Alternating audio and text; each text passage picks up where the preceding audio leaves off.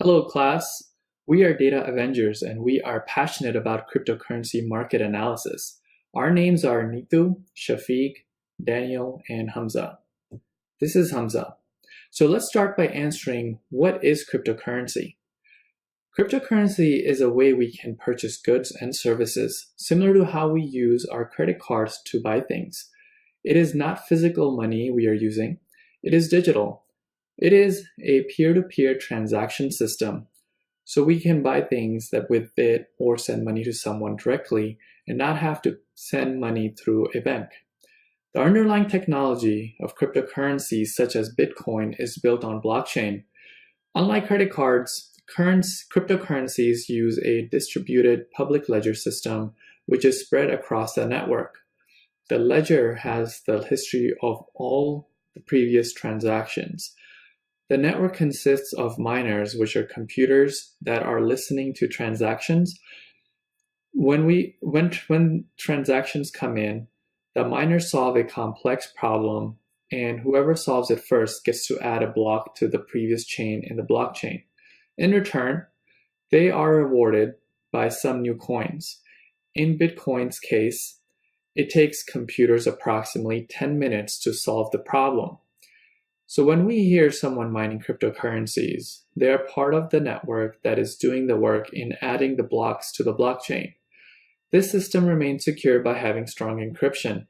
The other nodes in the network keep a check on the blocks that are added so no one can tamper with the blocks. Bitcoin was the first cryptocurrency launched back in 2009. Since then, thousands of other cryptocurrencies have been created.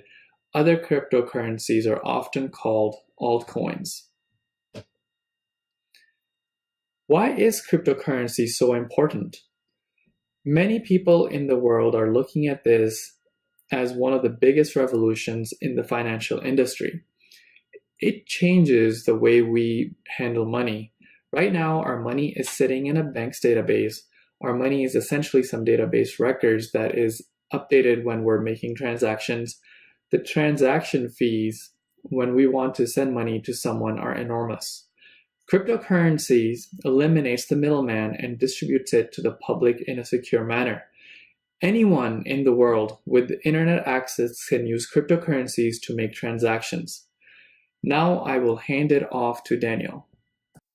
Thanks, Hamza. So what problems will we investigate with our cryptocurrency market analysis? The Data Avengers group has chosen two problems. One, we wanted to know what the future cryptocurrency price would be using an existing data set covering cryptocurrencies. And two, we wanted to know how those prices in the cryptocurrencies would fluctuate over a period of time. Why is that important? Well, it's important for people, individual investors, and businesses that accept and have invested in cryptocurrencies to be able to predict the value of these currencies in order to answer three questions for themselves. They need to know, one, should they buy more of the cryptocurrency? Two, should they continue to accept the cryptocurrency as a form of payment? Or three, should they discontinue accepting the currency and divest their investment in the cryptocurrencies in order to avoid a loss? Therefore, we asked ourselves these questions with the goal of answering them and in the hopes of doing two things. One, we wanted to identify the potential for a cryptocurrency to profit and loss over the short term, such as the next day. And two, we wanted to identify the potential for a cryptocurrency to profit and loss over an extended period of time. In order to do so, we had to acquire a data set. We acquired a data set from Kaggle. And if you look on the left here, our data set contained those variables. It contained the date of the transaction, the open price for the cryptocurrency, the highest price it reached throughout the day, the lowest price, the price it closed at, the amount of currency that exchanged hands throughout the day, the total worth of all cryptocurrencies combined, the coin name, such as is it Bitcoin, Ether, Litecoin, and the symbol that it trades under. The target variable that we chose for our analysis was the close price. So that brings us to our method for data mining. We did three different things as far as our data preparation. We checked for null values in the data set and fixed it and eliminated any records that had null values. We checked for data mismatching, whether there was a mismatch between, say, a cryptocurrency name and its cryptocurrency symbol. And then we also checked the data type formatting to ensure that if a record should have been a numerical, it was numerical. If it was categorical, it was categorical. And so I'm now going to hand it over to Shafiq so he can talk more about data cleansing. In this slide, we'll be discussing about the data cleaning processes we have followed in our data warehousing project.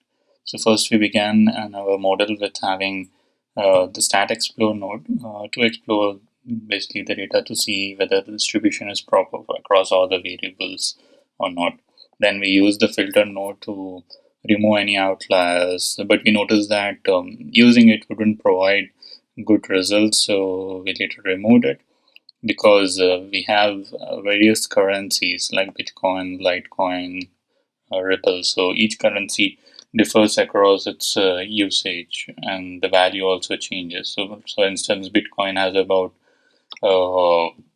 like $14,000 now, and the other currencies around $4 and $0, $0.4. So having both of them would definitely cause the system to interpret one of them as outliers and have them removed from it. So next we tried using the impute node, but using it didn't provide us with good results. So we handled the missing values in the data pre-processing stage itself.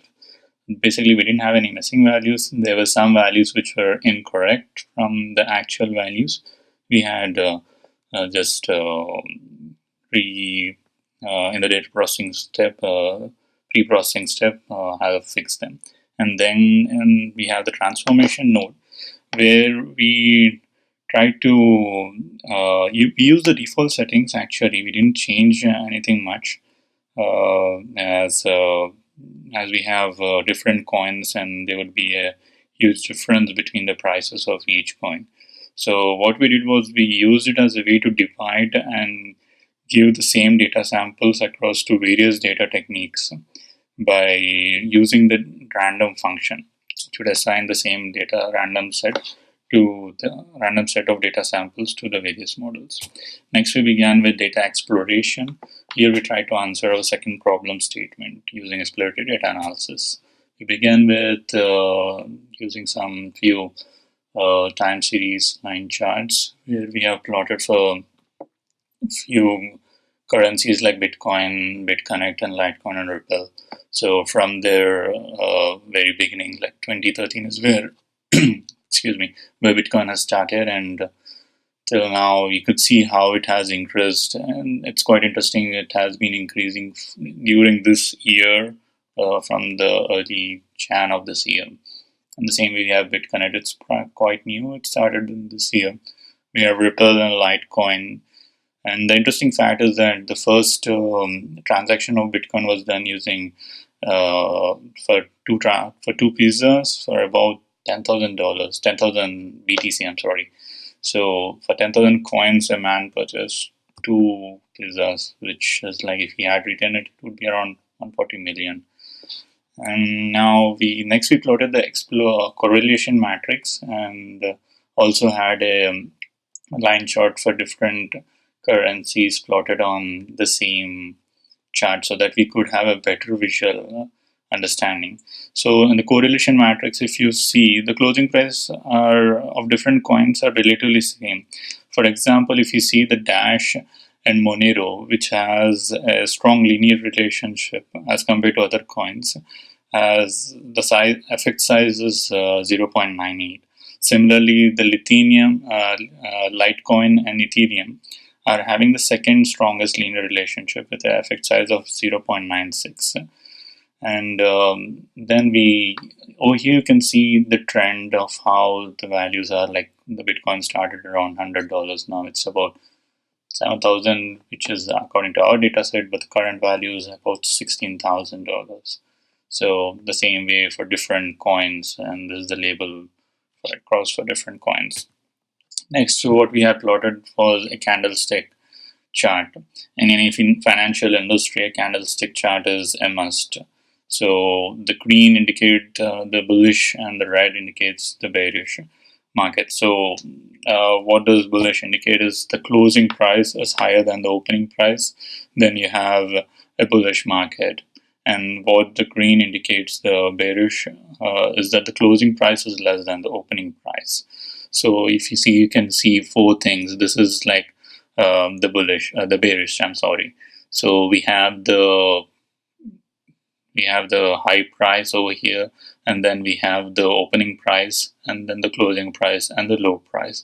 Similarly, across various dates, these can be seen. We have plotted it only for a short time frame, because if you plotted it for the entire historical data set, it would just turn out to be a line and it wouldn't have a good representation. Next, we tried creating 3D charts for better understanding. But in the 3D charts, what we did was we tried to visualize the closing price on a monthly basis by taking a mean of them and then plotting it on a 3D plot. So the first chart is having the BTC coin. You could see the BTC coin quite dominates the other currency. The Bitcoin dominates the other currency. So what we had done is that we removed the BTC and plotted for the rest of the coins. You could see that for Ethereum, it is like you can see an interesting cycle. Like from every month, when there is a huge rise, it drops, and again it rises, again drops, rises, drops. So this kind of trend can be noticed, and you could have a better visual comparison.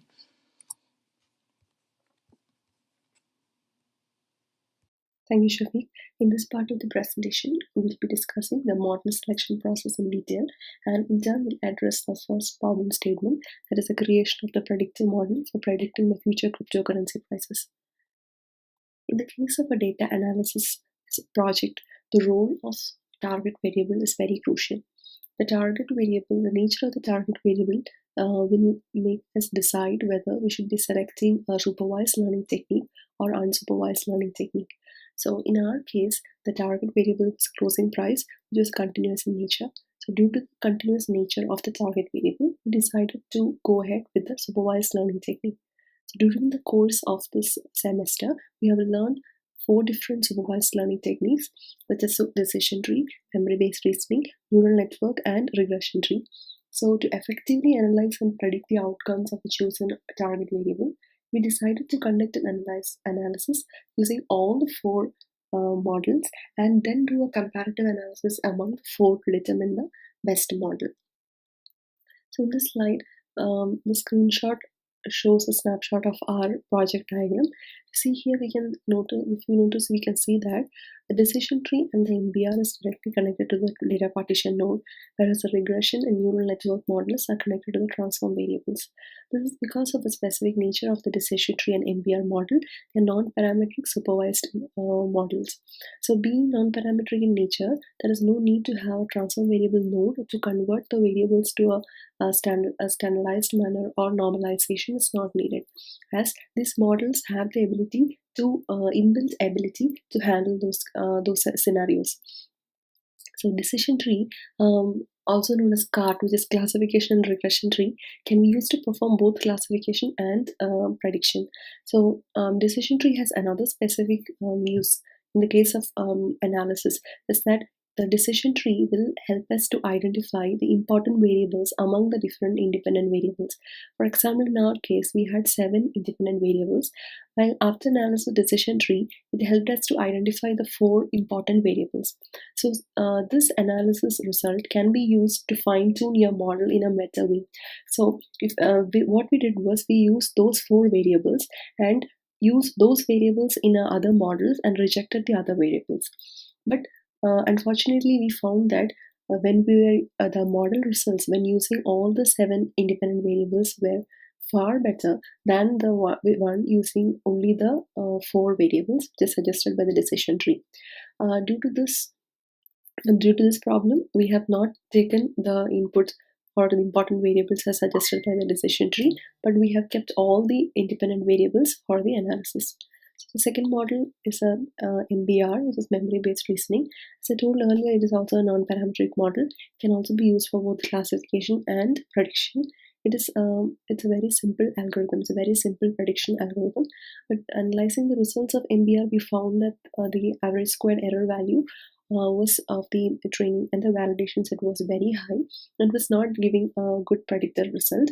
So we suspect, or we believe that the volatility of our data and also the very large number of observations are among the reasons why the MBR has not performed well. For example, in our data, we have we are handling the price of the different cryptocurrencies. So we have the price of Bitcoin. At the same time, we have the price of another coin, which is like a Ripple, which will be very low. So there is a huge variation in the data set. So this might be a reason why MBR has not performed well. So another model which we have used is regression. It is one of the most used prediction algorithm, and we have used all the three variations of the regression, forward, backward, and stepwise. And we also have experimented with connecting the regression directly to transform variables and also without connecting the transform variable. We found that the one which is connected to the transform variable is giving us a better result. And the last model which we used was a neural network. This model was also used in the default settings. Like actually all the models which were used in this diagram were first used in the default setting, but we found that the neural network was giving us a very bad result, and the ASC values, average squared error values, was very huge, and we have not tried to change the default settings. Like we didn't try with changing the hidden layer number or with changing the training method to backpropagation. But even the default setting, the neural network was not giving a good result. So when this is a final model, so we connected all the different models to the model comparison node, and in the model comparison, from the model comparison node, the data set and the model comparison result was connected to the score node. So this coin data here represents, it's a score data. So the role of the data is score, and in this particular coin data, we will not specify which is a target variable. So it's the job of the score node to identify, based upon the trained model, it will analyze this new test data which is connected, and it will give the predicted result, and those predicted results will be printed using the SAS code node. So in the second case of a regression, the SAS node gave regression as a best model. So to be specific, backward regression as a best model. So in the case of a regression algorithm, one of the most important metric of measure is the average squared error. So if you notice here, we can see that the average squared error of the backward, forward, and stepwise regression was giving the same value, was having the same value. So in such scenarios where ASC value is the same, we'll look for another metric, which is the adjusted R square value and the CP value. But the interesting factor here was that even the adjusted R square value and the CP value was still the same for all the three models. Still, backward regression was selected as the best model. So here, another metrics plays a role, that is the computational time and the complexity of the analysis. So we found that backward regression was able to come up with the best model was using 2 steps, whereas forward and stepwise needed 4 steps to come up with the best model. So the computational time was less for backward regression when compared to forward and stepwise. That is the reason why SAS has identified backward regression as the best model. So we also analyzed another important factor which we analyzed in the output window is assessment score ranking. So you see here, we will take the example of the first row. 5% depth represents the percentage of the observation. So in case of the 5% of observation, the mean target value was 1592.87 and mean predicted value was 1593. So the difference between these two values is very low. So the error rate is acceptable, which is another sign that the model is performing good. So if you notice here, these are the variables which are selected by the model. It is coin, high, low, and open. Coin is a categorical, others are interval variables. So these are the 4 variables which are used by the model in the analysis. This is because the p-value of these 4 variables is less than 0.05, indicating that they are statistically significant variables. Whereas the other variables having a p-value greater, and hence they are not used in the analysis. So another important section of the output window is the maximal likelihood estimates.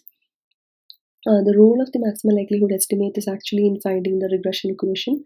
So if you see in this window, we have a factor called parameter and also estimate. So parameter indicates all the independent variables which is used by the model in the analysis, and the estimate shows its corresponding beta coefficients. So example, if you take the example of high, it's 0.8242 is the beta coefficient for this independent variable high.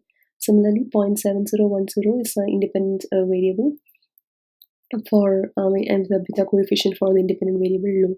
So we have used this in creating our regression equation, and if you see here, we have created the regression equation. Its target value predicted close is equal to 0 plus beta 1 into x1 plus beta 2 into x2. We have used that equation and come up with the predicted value. We can see that the predicted value and the actual value, this is the actual close value which is already there in the data set, and this is a predicted value, and the values is almost close to each other. I mean, the values are the difference between the values are negligible almost, and this is the result which is given by the SAS code. And here also P close is a predicted close value, and this close is the original value. Here also we can see that the difference between the values is negligible. So the overall error rate was less than 5%, and the total accuracy of the model was 75%, which is also a very good score. So we have also visualized these results using Tableau. So throughout our project, we have used our SAS Enterprise Miner Workstation and also Tableau to do the visualization. So this one was created using Tableau. So here we are plotting the predicted result also and the original result. We can see that the graph is very much aligned, and just as we have mentioned in the previous result slide, the graph is also both the results. If we can understand from this graph itself that both the predicted and the original value doesn't have much of a difference. So in the coming slides, we'll be discussing about the recommendation and the risks which we have identified as part of our study. So it will be explained by Daniel and Hamza. Thank you. Thanks, Neetu. And so what are the risks involved with investing in cryptocurrency? Well, here's just a few of the risks involved, but these are some of the main ones. One is market manipulation. The cryptocurrency is so young and so unregulated that it's subject to manipulations in the market. As we explained earlier about how the cryptocurrency is mined, if two miners were to get together and basically just trade the cryptocurrency back and forth, one miner can trade it at $100, the next miner can trade it back to the first miner at 110, and they can go back and forth. That creates, to the outside observer, the feeling that the cryptocurrency is rising in price. There's a phrase called painting the tape, where they basically just pass the cryptocurrency back and forth. With it being highly unregulated and no laws stopping that, it's definitely possible. Number two, it's as I said, it's unregulated, so there aren't any FDIC insurance coverages to cover you from loss if you have it in a wallet, or if you have it stored at some exchange and that exchange gets robbed, which just happened. Nice hash was just broken into, and $64 million worth of Bitcoin was stolen. Well, those deposits are not insured. It's not like keeping money in your bank account where you have up to $250,000. Once that money is taken away, it's gone. Three, purchasing something with it is very risky, such as most retailers do not allow you to return an item that is purchased with Bitcoin. All sales are final. The best that I was able to find was at newegg.com, where they would give you a gift card. However, you would not be able to be allowed to be returned your Bitcoin. And because it's so highly volatile, a retailer would be at a loss if they were to give you a 1-to-1 ratio of Bitcoin back if the next day it jumps to $1,000 or $2,000 or $3,000 or $4,000, even higher. So there's no 1-to-1 ratio when exchanging Bitcoin for returning items. And then number four is the taxation of the cryptocurrencies. Cryptocurrencies are not treated as currency under the U.S. tax code. It's actually treated as property, and therefore it's subject to capital gains, which means that if you acquire Bitcoin from someone it appreciates in value, and then you sell it to someone else, you are now responsible at the short-term capital gains tax rate. And depending on what tax bracket you're in, that could be a very hefty amount of money you have to pay to the U.S. government. With that being said, there are still advantages of investing in cryptocurrencies, and I'm going to hand it back over to Hamza, and he can talk about future recommendations. What is our recommendation? Cryptocurrency market is in its infancy stages. Just like other technologies, there is no guarantee that this will take off. The price jumps up and down with speculation.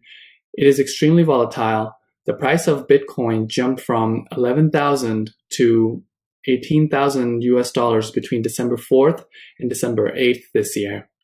Then it dropped below 15,000 within 12 hours. Shortly after that, Litecoin went from $100 to $162 within 5 hours. We can't make financial recommendations. However, many supporters of cryptocurrency believe that one Bitcoin will be worth millions of US dollars. Advice I've heard over and over is don't invest anything you are not willing to lose, especially with all the risks and issues involved we mentioned earlier. We thank you for your time and hope you found this presentation useful.